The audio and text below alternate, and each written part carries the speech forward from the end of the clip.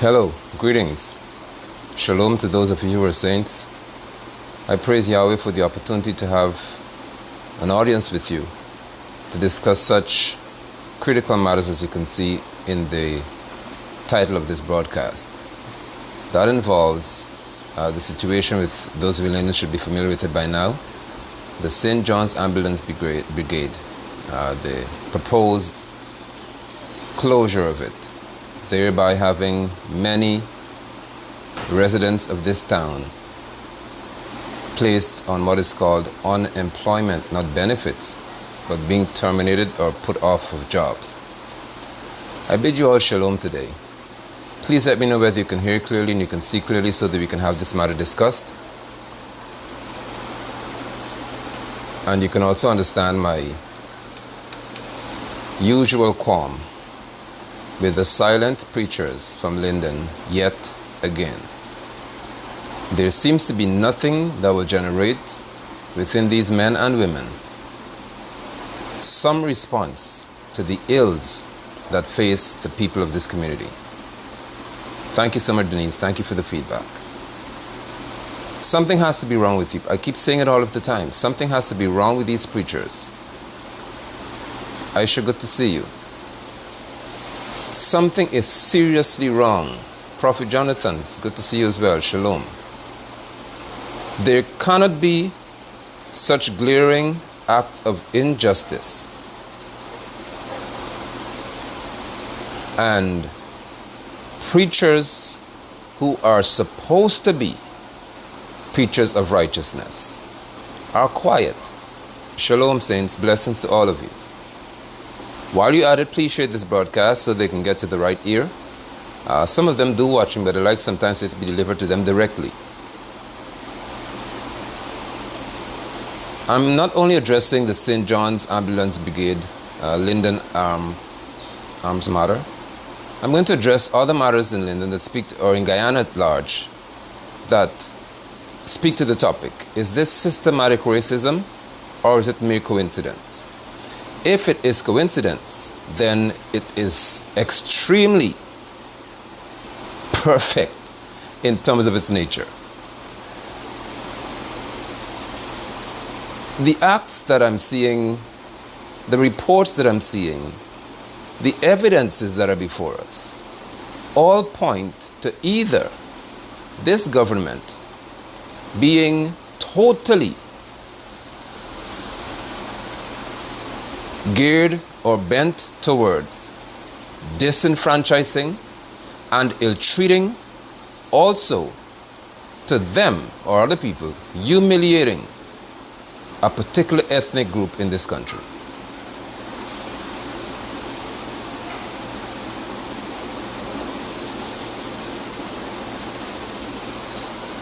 When we have a situation, and I'll speak to St. John's in a minute, but when you have a situation in a nation, even like with the US, for example, when persons are saying that the police officers are not necessarily targeting, as they call them, black Americans.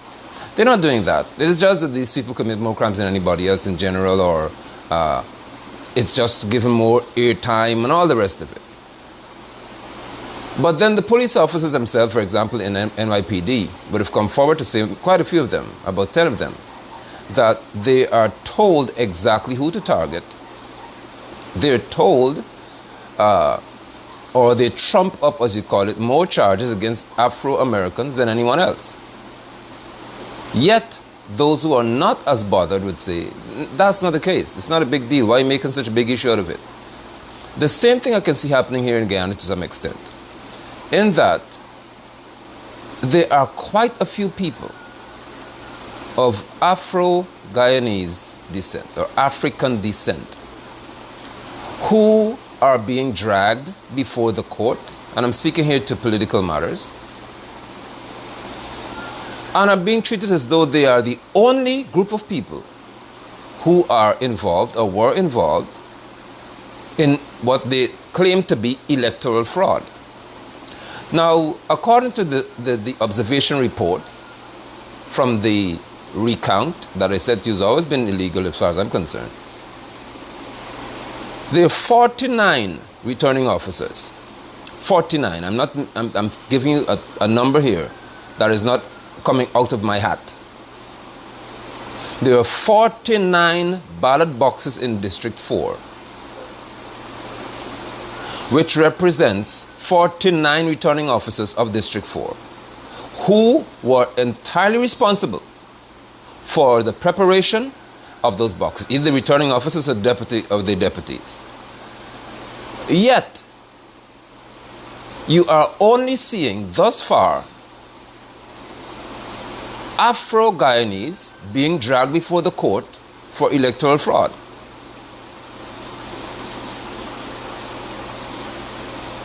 Is it coincidental? Is this just merely coincidence that the only people who could be brought to the court and charged for conspiracy to commit fraud and charged for dereliction of their duties and so on, the only people who this could happen to would be African Guyanese? And you preachers, that's what this broadcast is mainly about. You preachers are so quiet about this that it makes me wonder if you yourselves are not racist, or you are victims of racism in the terms of you fear another race so much that you cannot speak for yourself. And if you are Indo-Guyanese, I would like to think that you're racist yourself, that's why you're quiet.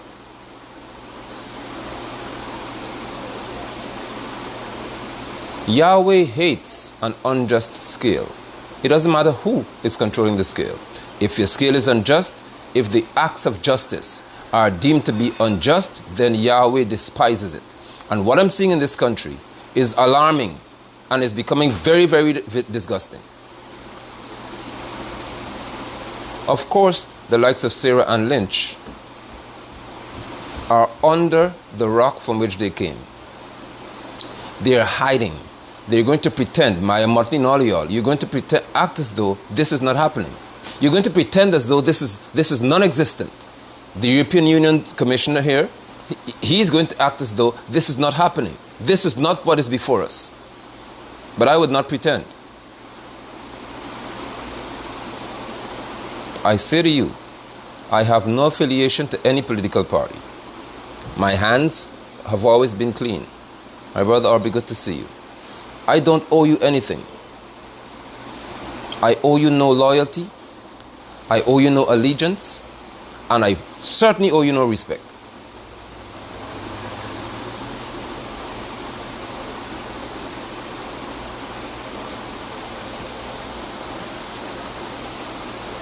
And what is even more tragic is that it seems as if Guyanese have forgotten, because we taught in school, as far as I know, unless you've changed the curriculum. But those of us who would have been taught history and to some extent social studies, you would have dealt with slavery and what happened under the slave trade, the transatlantic slave trade. And you'd have been taught that when the slaves arrived on certain plantations, some of the very African slaves were used by Massa to capture or recapture their brothers and sisters from Africa. They were used, some of them were called house slaves. They were put into Massa's house and they felt so special that the tag of a slave didn't really hang over their head. Although they couldn't live in Massa's house all the time to some extent. They never became Massa, but they were happy to know that they could be treated better than other slaves. And that's exactly what you see here in Guyana.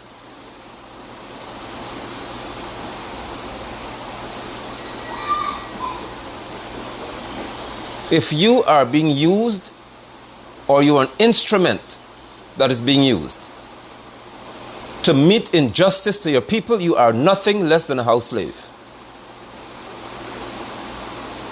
And this is not about a racially charged broadcast. This is about justice. You cannot tell me that for all of these matters thus far, those who are being charged now for conspiracy to commit fraud, you are telling me that only Afro-Guyanese are capable or being deemed culpable of receiving gifts, etc.? Is that what is that what is being suggested to us as Guyanese people, that we're just going to accept it? I'm saying to you, whether you're Afro-Guyanese, Indo-Guyanese, Chinese, European Guyanese, whatever you are, Amerindian Guyanese, Native Guyanese, whatever you are, I'm saying to you, how can you sit and accept a government seeking to suggest to you that the only people who are capable or culpable in these cases are Afro-Guyanese? I'm talking to the political forum here. So from what I'm observing, Indo-Guyanese are totally angelic. As far as this government is concerned, what I'm saying before the court in reference to the political sphere here, Indo-Guyanese are doing absolutely nothing wrong. Is that what you preachers are going to sit back and allow to happen in your faces and think it is fine? Is that what you define as justice?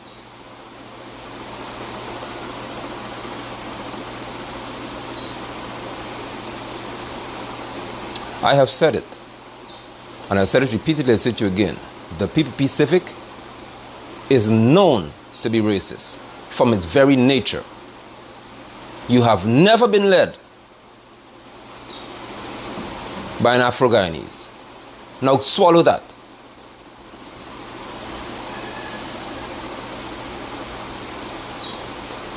PNC, you racist yourself because you've never been led by an Indo-Guyanese. You're no different from one another. You just use elements of other ethnicities to grab votes from other people, but you are no different. Until that spectrum looks different, I will deem both of your parties as totally racist. What makes an Indo-Guyanese disqualified from leading PNC? And what makes an Afro-Guyanese for all of these years disqualified from leading PPP? What? What has disqualified them? Sam Hines was a part of y'all, but of course he said the civic arm could never be president, so he had to get out. Roger Luncheon was hardcore PPP. He couldn't be president. What disqualifies all these people? The closest UPNC came was with Derek Murray. And of course he died. But that's the closest you got. You are both racist. And if you say you're not racist, I have every right to perceive you as racist, because you cannot name one Afro-Guyanese that would have led the PPP Civic. And you cannot name one Indo-Guyanese that would have led the PNC. So if you cannot name them, then I have every right to say that you're racist.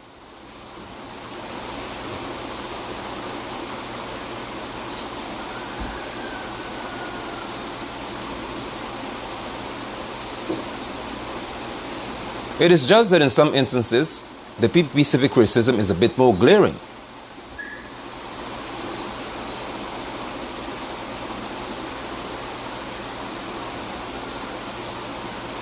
It is impossible for you to tell me that whenever the 5-year election cycles would arrive, or the period of election arrives, suddenly your supporters on both sides can grab this tool, this instrument called racism, to the extent that the Ethnic Relations Commission had to be formed and fashioned to waste people's time. But you grab these instruments of racism and you begin to hurl racial insults at each other. Why? Why would the PNC, mainly Afro-Guyanese, good to see you, Apostle Josh, hurl racial insults at Indo-Guyanese, and Indo-Guyanese from PPP Civic would throw racial insults at... I was called a monkey. You forget that? Have you all forgotten that? And ERC hasn't called one of those people forward yet. I've been called a black dog by PPP Civic supporters. You haven't called them yet. Why? If this is not the instrument that your party thrives on, why is it that whenever elections come, this is how you function, or your supporters? Don't tell me that you don't go and have your bottom house meetings and telling people don't let black man lead, you don't let Kuri man lead. That's what you said. Because that's what you type on my page.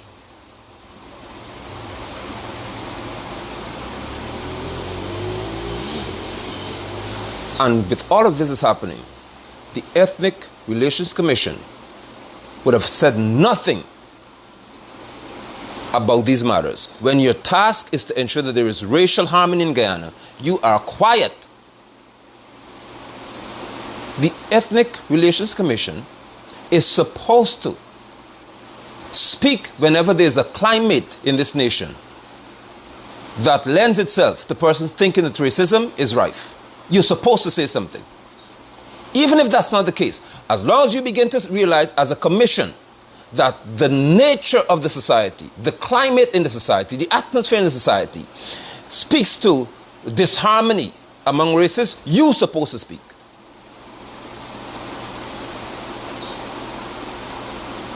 Thank you, O'Neill. You are saying absolutely nothing. And the question is why? And I think that most Guyanese tend to know the answer.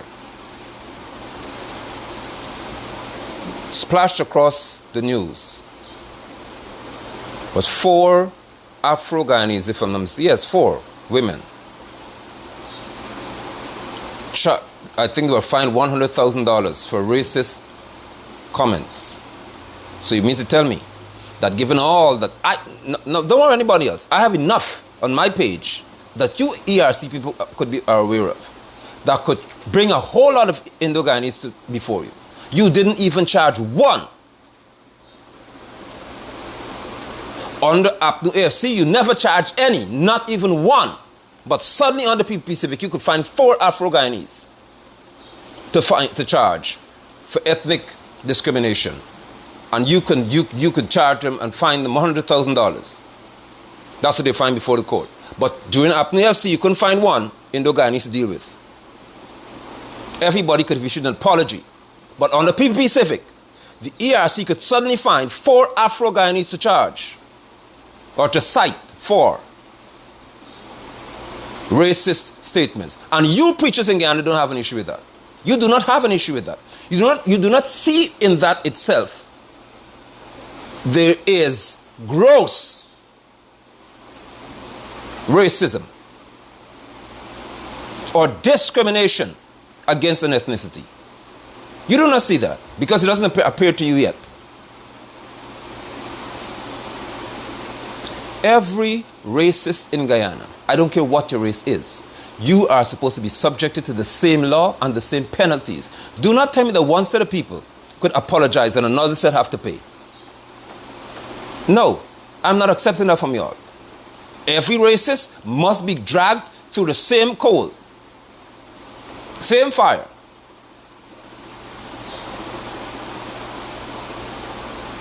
Is it systematic racism? Or is this merely coincidental that suddenly after PPP Civic is in office, 4 Afro-Guyanese are fined $100,000 each? Is it coincidental? This is just a mere coincidence that it happened now? And that they want 4 Indo-Guyanese who are always on my page talking foolishness?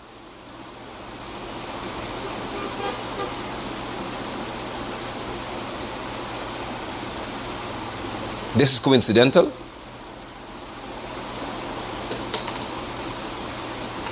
Guyana, I told you, you're in trouble. You're not approaching disaster. You are already in a disastrous state. And some of you don't recognize it. That's why your Jesus preachers are so quiet. Because they're blind. This country is already in a disastrous state.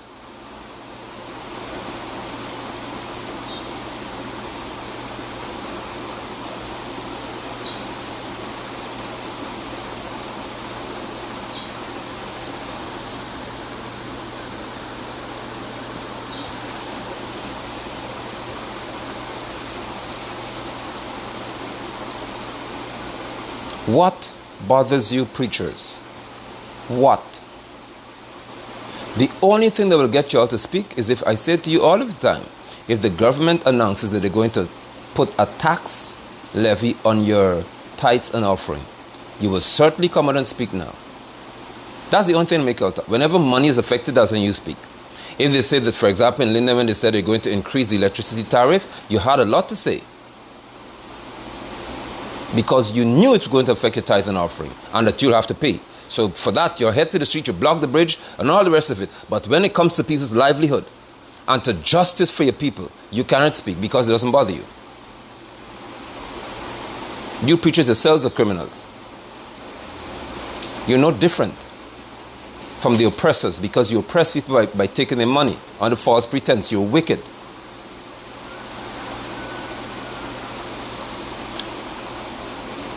And I'm speaking to systematic racism. And I'll show you how it connects itself to the St. John's Ambulance Brigade in Linden's situation. The Guyana Sugar Corporation, GuySuco, and this is no secret, would have been deemed for years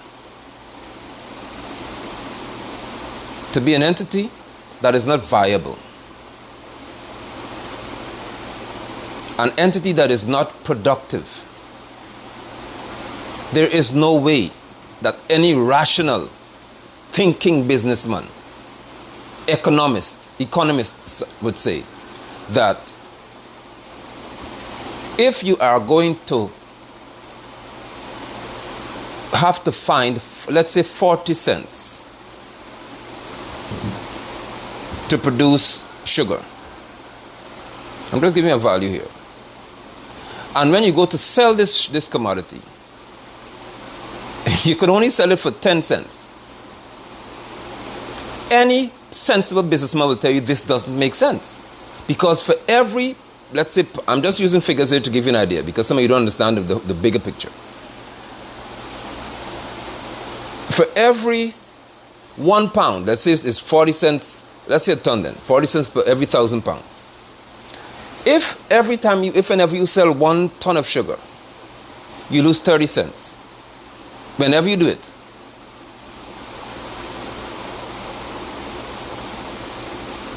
Whenever you do it, you are operating at a loss. Whenever you sell 1 ton of sugar, you've lost 30 cents. You telling me that a government can arrive and say, listen, the sugar industry has to be revitalized. We are going to subsidize, that's what you call the word now. We are going to inject money into an industry that is not functional in reference to economics. We're going to invest our money, put the Guyanese people, it's not a people-specific money here. We're going to take the taxpayers' money and we're going to give this Guyana Sugar Corporation called GuySuco billions upon billions of dollars to employ people. What's this? Although we know that we have no preferential treatment for sugar anymore in Europe. That we know that whenever we produce a ton of sugar, we are losing significant dollars. Therefore, if you sell 1 million tons of sugar, imagine how much money you're losing. Regardless of how much we're losing, we are still going to inject billions of our taxpayers' money into this industry because the industry mustn't fail, people must have jobs. Fine, fair enough. Who represent the largest ethnic grouping in terms of employment for GuySuco? Indo-Guyanese, that's a fact. That's not racism, that's truth. So look at what I'm saying to you here. Thousands of sugar workers are going to be brought back onto the job while the GuySuco operates at a massive financial loss. Stay with me here. The main group of people who work in GuySuco are Indo-Guyanese. St. John's Ambulance Brigade in Linden has about 20-something people on staff, if so many. Now you get the point.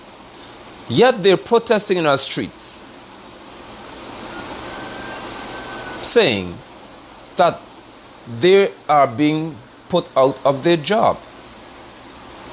Yes, Apostle, I agree with you. All of them must face jail time. Every racist, Afro, Indo, Chinese, any one of y'all.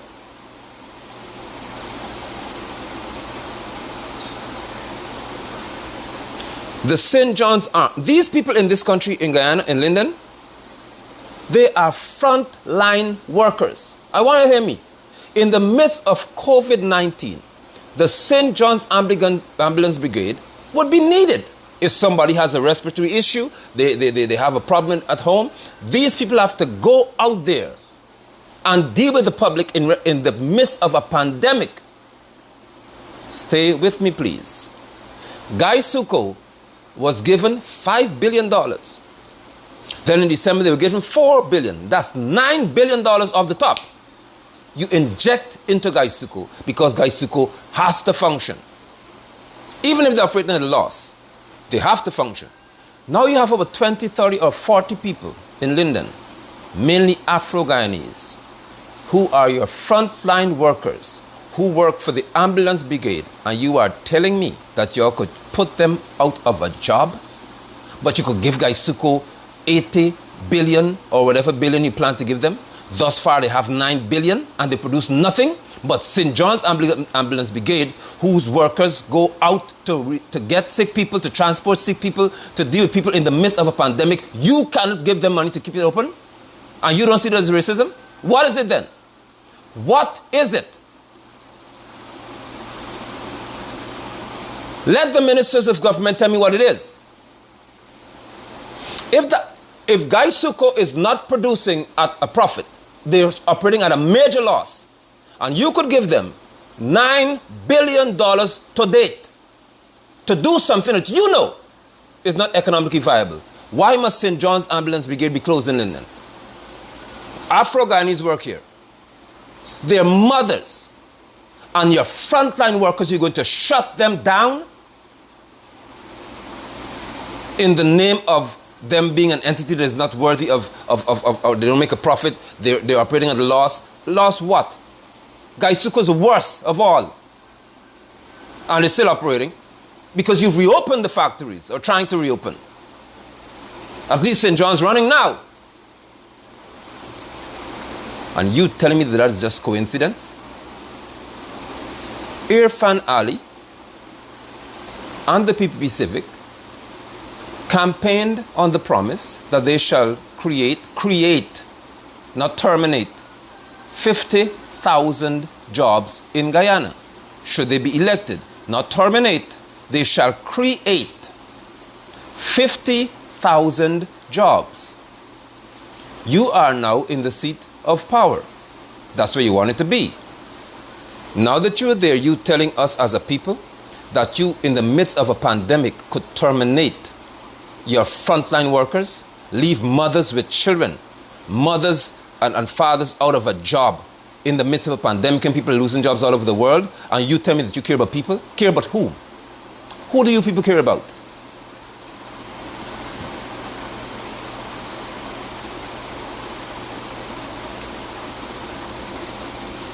I don't know where it's Roxanne, it's private or government owned. It's a funny arrangement they have.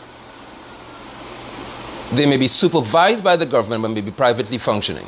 That might be a good way to put it. If somebody else has another point, fine. Because in my dealing with them, they said they're not government owned. Or they may be subsidized to some extent. I don't know what it is. But my point is that the director for the hospital, or Region 10, wherever he is, said, according to the report, that this arm is going to be closed down. And persons will be out of a job. That is my problem. Because if Guy Suko could function at a loss, then you'd better let St. John's function at a loss. And the preachers in Linden have said absolutely nothing. Now, when this news broke, I was quiet. Because you all like to tell me, oh, you didn't give people a chance to talk. So I said, fine, I'm going to wait.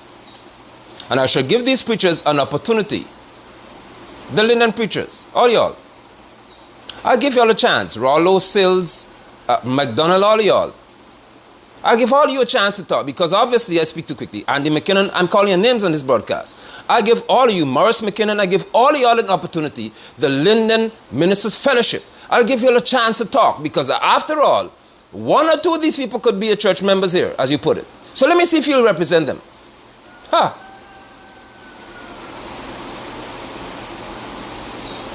You have still not said a word. Nothing.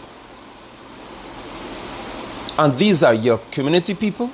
These are mothers, especially in your community, who are about to be put out of a job in the midst of a pandemic. And it does not bother you, or bother you enough for you to make a social a public statement.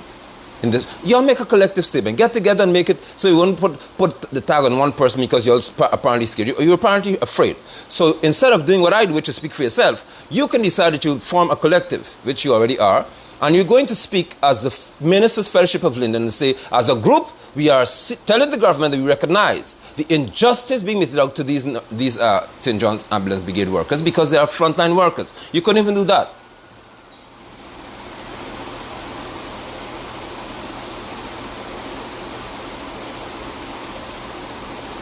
It is unjust. I am saying to you, and I'm repeating this for emphasis.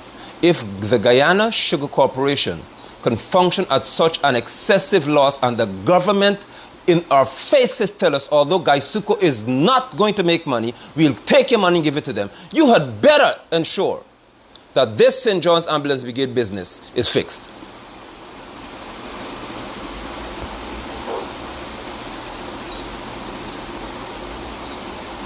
How can you, PPP Civic, say that you care about people and you are going to terminate frontline workers' job in the midst of a pandemic? Are you crazy? Is this what we call care? You are being unjust.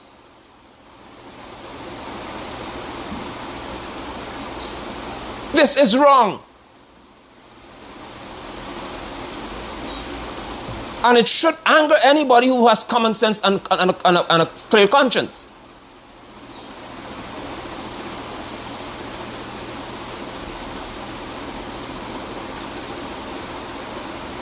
This is, you cannot explain away the fact. Even if you say we're going to wait until oil money kicks in and we're able to offer unemployment benefits to do that.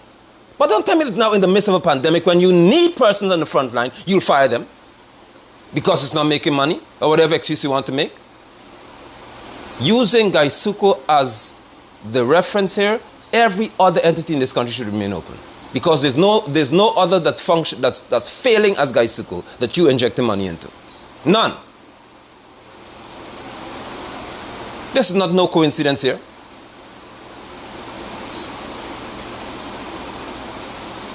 Is it because Linden did not vote for you in an overwhelming manner that you're going to treat Lindeners in this way? Even if that is not the case, I told you PPP Civic this months ago. I said to you that even if your actions are not racist, ensure that your actions are guided by the fact that persons will likely say that they are. So be careful as to how you go forward dealing with people. I told you all this. Of course you don't have to listen, but you're going to see the results of disobeying or disregarding prophetic wisdom. What it does to you. And apostolic wisdom. You'll see what happens to you all. There is no way that you can say this right. You don't want people to sit and believe that your actions are geared towards them because they didn't vote for you.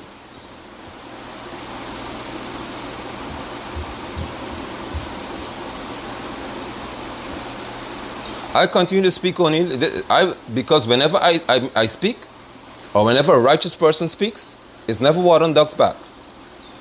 There are consequences, ask David Granger, for disrespecting righteous counsel. Always. There's always a consequence.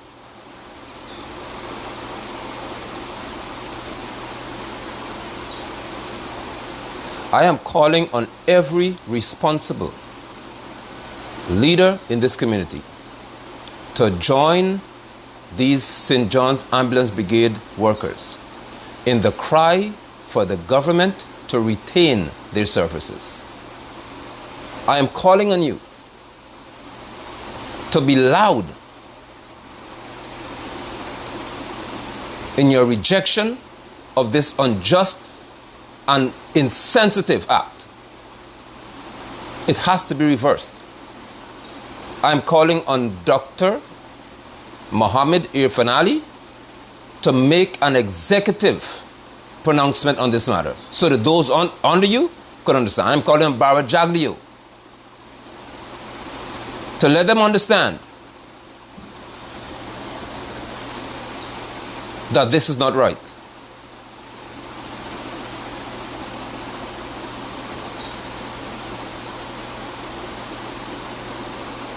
Because you should never do this to mothers it really, really struck a nerve when I see mothers have their children in the street yesterday saying, these are our offspring. They will be suffering, and they are suffering because the people are already underpaid. It is not as if they have some huge saving because they've been earning excessive sums of money. That is not the case. They don't have any excessive bonuses that they receive, but they're frontline workers. If you cannot see the need to be just in dealing with these people, I have every right to say that your actions are entirely racist.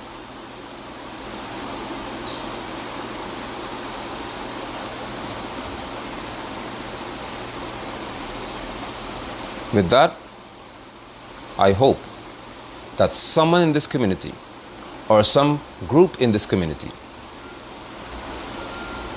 would lend their voice to this struggle, to this situation,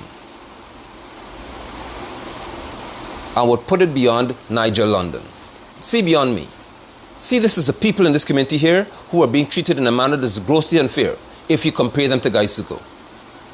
Why must you keep sugar alive when it's dead, but you kill St. John's Ambulance Brigade, who is seeking to save the lives of people? They're part of this process. They're frontline workers. They are in danger every day when they have to go to pick up somebody because they're sick. They don't know if the person's COVID-19 positive or what, and they're still going. They don't know if they have some other infectious disease. They're still on the job. They're still trying. If there's an accident, they're still going to the scene to try to pick up those who are injured. And you just shut them down because you want to demonstrate you have power? Not in Linden.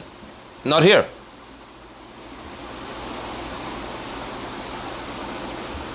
I am announcing my unwavering support for this group of people because I cannot stand injustice.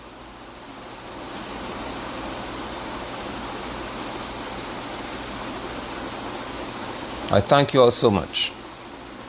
I look forward to seeing you again soon, and I also look forward to the government of Guyana making an announcement or a pronouncement that changes the course of action that is entirely unjust. Thank you so much for your time, and I bid you shalom.